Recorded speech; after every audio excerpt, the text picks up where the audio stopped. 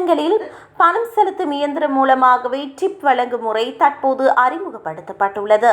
ஆனால் இந்த புதிய டிஜிட்டல் முறை வாடிக்கையாளர்கள் மத்தியில் கடும் கோபத்தையும் சர்ச்சையையும் ஏற்படுத்தியுள்ளது. பழங்காலத்தில் மேசையில் சில்லறை நாணயங்களை வைத்து பாராட்டுதல் தெரிவிக்கும் வழக்கம் மாறி தற்போது அட்டை மூலம் திரையிலேயே டிப் தொகையை காட்டும் முறை வந்துள்ளது.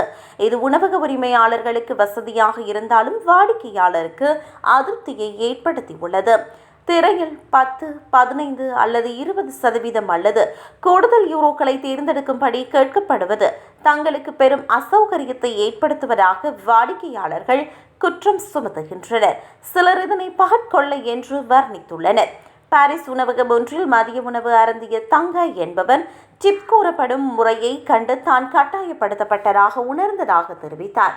பணம் கொடுத்தாலும் ஊழியர்களிடமிருந்து முறையான நன்றி கூட இல்லை என அவர் வேதனைப்பட்டுள்ளார்.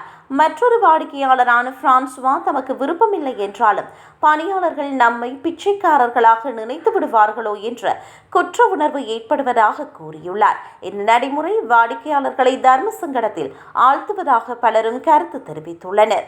மறுபுறம் வாடிக்கையாளர்களிடம் ரொக்கம் புழக்கம் குறைந்துவிட்டதாலும் உணவு வவுச்சர்கள் டிஜிட்டல் மயமாகிவிட்டதாலும் இந்த முறை அவசியமாகியுள்ளதாக உணவக உரிமையாளர்கள் வாதிடுகின்றனர்.